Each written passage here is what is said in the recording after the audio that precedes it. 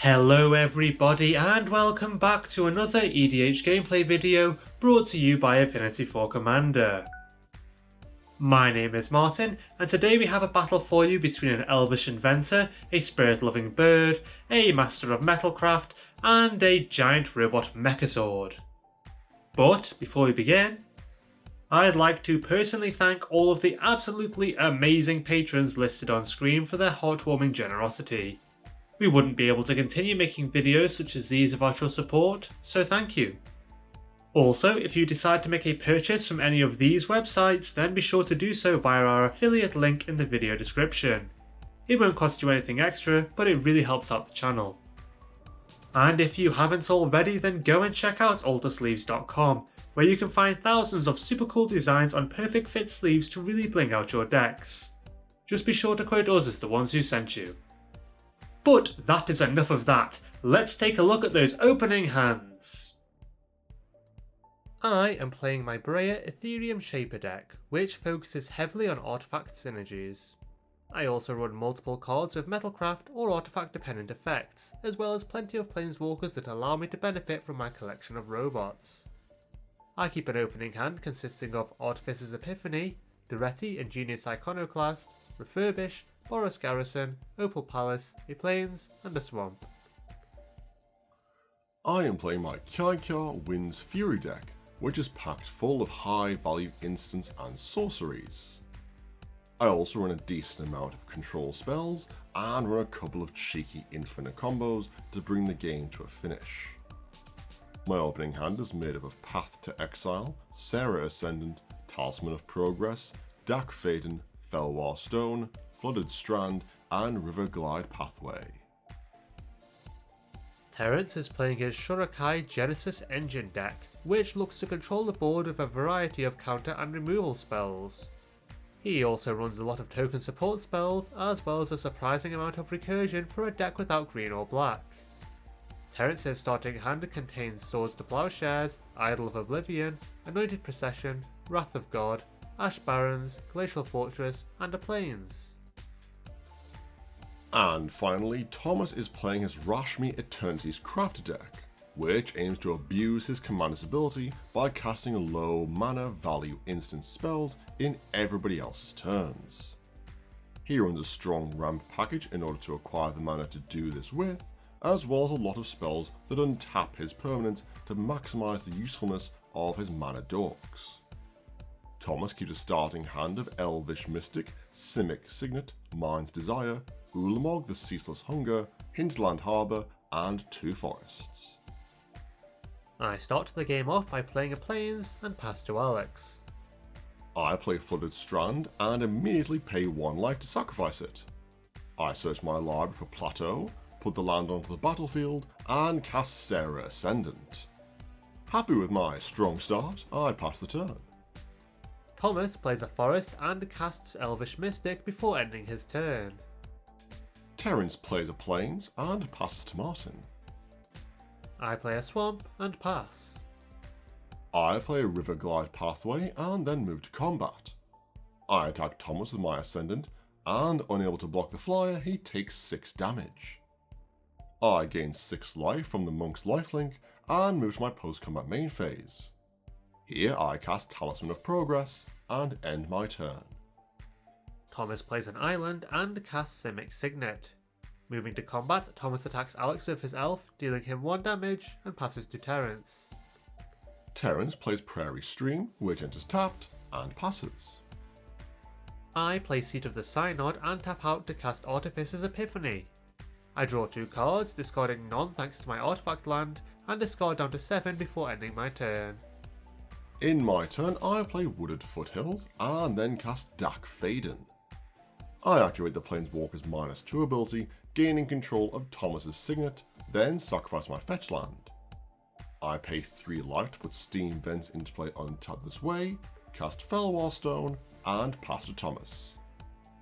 Thomas plays Hinterland Harbour, revealing a forest for some reason, and casts his commander, Rashmi, Eternity's Crafter. Out of mana, he passes the turn.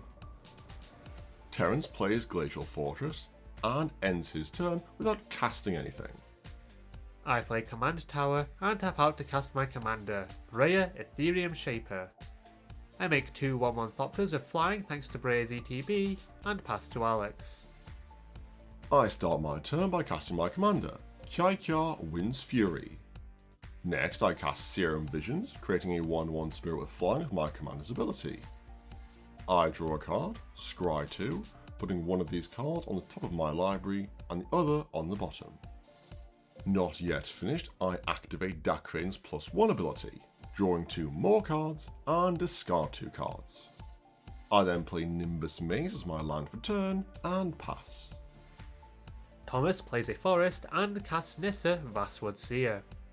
He searches his library for a forest, puts the land into his hand, and remembers that his commander's ability should have triggered when he cast the Elven Scout. We allow him to resolve this now, and Thomas reveals the top card of his library to be Aetherflux Reservoir. He puts the artifact into his hand, and Terence cycles Aspirations to search his library for an island. He puts the land into his hand, and Thomas ends his turn. Terence plays an island and passes to Martin. Suspicious. I begin my turn by playing Opal Palace and then cast Zahili Rai. Thomas responds to this by casting Brainstorm, putting the island on top of his library into his hand with Rashmi's ability. He then draws 3 cards, puts 2 cards from his hand on the top of his library, and my Planeswalker then resolves. I activate her -2 ability, making a copy of Breya, who instantly dies to the Legend rule. Her ETB still triggers though, creating me 2 Thopters, and I move to combat. Here I attack Thomas with my original Thopters and Terence with Breya, and Terence responds to this by casting Path to Exile. I respond to this by sacrificing my 2 attacking Thopters to Breya's ability, having her deal 3 damage to Dak Faden. Rude. The Planeswalker's loyalty is reduced to 0, sending him to the graveyard, and I put my commander back into the command zone. I then put a mountain into play tapped from my library thanks to Terence's spell, and pass the turn. In my turn, I cast Underworld Breach, creating a spirit with Kykar. Not wanting to see Dak return, Terence counters the spell with, well, Counterspell, and I then move to combat. Here I attack Terence with a spirit, and Saheeli with Serra Ascendant and my commander. Martin declares no blocks, and Saheeli's loyalty is reduced to 0, sending her to the graveyard. Terence takes 1, I gain 6, and with nothing more to do, I end my turn. Thomas responds to this by casting Mystical Tutor, putting the island into his hand with his commander's ability. He then searches his library for Growth Spiral, puts the spell on top of his deck, and proceeds to his turn. Thomas plays an island and casts Wirewood Symbiote. This triggers Rashmi, putting another island into his hand, and with nothing more to do, he passes to Terence. Terence plays Seat of the Empire as his land for turn, and casts his commander, Shorikai Genesis Engine. Thomas responds to this by casting Growth Spiral, triggering his commander's ability. He reveals top card of his library to be Utopia Sprawl, putting the aura into play, enchanting a forest, and Growth Spiral then resolves. Thomas draws, puts Halimar Depths into play, and rearranges the top 3 cards of his library. Shorikai then finally resolves, and Terence activates their ability. He draws 2 cards, discards a card, and creates a 1/1 pilot token before passing the turn. I start my turn by casting Doretti, Ingenious Iconoclast, and Thomas responds by returning Nissa to his hand with his Symbiote's ability. He untaps Elvish Mystic in this way, and then taps out and delves away his graveyard in order to cast Dig Through Time. Rashmi triggers, and Thomas casts the Nissa's Renewal that was on top of his library. He searches his library for an island and 2 forests, puts them onto the battlefield tapped, and gains 7 life. Dig Through Time then resolves, and Thomas puts 2 of the top 7 cards of his library into his hand. Once this is done, Doretti finally resolves, and I play Aspirations as my land for turn. Not yet finished, I tap out to cast Solemn Simulacrum, putting an island into play tapped from my library. Moving to combat, I attack Terence with a Thopter, dealing him 1 damage. In my second main phase, I activate Doretti's -1 ability, sacrificing my tapped Thopter to destroy Serra Ascendant. Everyone other than Alex cheers, and I end my turn. Alex responds to this by casting Lightning Bolt, creating a spirit and dealing lethal damage to Rashmi. With no further interruptions, Alex proceeds to his turn. In my turn, I move straight to combat, attacking Duretti with all 3 of my spirits. Martin declares no blocks, and the Planeswalker is dealt lethal damage, sending him to the graveyard before I can destroy any more of my creatures. Keeping all my mana unused, I pass to Thomas. Alex stops Thomas in his upkeep where he casts Silence. See, it's plays like these that lose you friends. I regret nothing. Unable to stop this, Thomas plays a Forest and discards down to 7 before passing. Terence begins his turn by casting Mind Stone, and then casts Idol of Oblivion. Leaving 2 mana open, he ends his turn. In my turn, I move straight to combat, attacking Thomas with my Solemn Simulacrum. He decides not to block, taking 2 damage, and I move to my second main phase. Here I recast Breya, creating 2 Thopters, followed by Slowbad Goblin Tinkerer. Out of mana, I pass to Alex. I sacrifice 2 of my spirits to Kykar to produce 2 red mana, which I then use to help cast Wheel of Misfortune. I create a spirit, and everybody secretly chooses a number. We reveal our choices at the same time, with Thomas and Terence choosing 1, Martin choosing 3, and me choosing 5. I take 5 damage, and Martin and I discard our hands, drawing 7 new cards. Next I play an island and then move to combat. Here I attack Thomas with all of my creatures, forgetting that one of my spirits should have Summoning Sickness. He takes 6 damage, and I move to my post-combat main phase. Here I cast Sensei's Divining Top, creating another spirit, and pass the turn. Thomas begins his turn by casting Kanan, Bonder Prodigy, and then recasts Nissa, Vastwood Seer. He searches his library for a forest, puts the land into his hand, and then plays it. This triggers Nissa's ability, transforming her into Nissa, Sage Animist. Thomas activates her +1 ability, revealing the top card of his library to be Voyaging Satyr. He puts the Goatman into his hand and recasts Rashmi before using his remaining mana to cast Elvish Archdruid. Pleased with his board state, Thomas ends his turn, and Terence responds to this by activating his commander's ability. He draws 2, discards 1, creates a pilot, and activates his Idol of Oblivion. Terence draws another card, before finally proceeding to his turn. Terence starts his turn by casting Wrath of God, and Martin responds to this by sacrificing 2 Thopters to Slowbad's ability. He makes Breya and a Thopter indestructible in this way, and I respond by sacrificing a spirit to generate a red mana with Kykar. I use this mana to activate my Divining Top's ability, rearranging the top 3 cards of my library, and Thomas uses his Insect's ability to return his Elvish Archdruid to his hand. Terence's board wipe then resolves, and Martin draws a card when his sad robot enters the graveyard. With nothing more to do, Terence passes to Martin. I play an island and then cast Jor-Kadeen the Prevailer. Not yet finished, I cast Cranial Plating and attach the equipment to my Thopter. Moving to combat, I attack Nissa with my commander and Alex with my 8-powered Thopter. The Planeswalker is sent to the graveyard, Alex takes 8 damage, and I pass the turn. I start my turn by playing a Plains and cast Core Cartographer. I search my library for Hallowed Fountain, put the land into play tapped, and end my turn. Thomas begins his turn by recasting his commander, and then casts Boreal Druid. Still not finished, he recasts Elvish Archdruid, and then passes to Terence. Terence responds to this by activating his commander's ability, drawing 2 cards, discarding 1, and creating a pilot. He then draws a card of his idol, and moves to his turn. Terence plays an island and casts Divine Visitation. Not wishing to see Terence make an army of angels, I counter the spell with Dovin's Veto, and a disappointed looking Terence passes the turn. I play Caves of Koilos as my land for turn and then cast Send Triplets.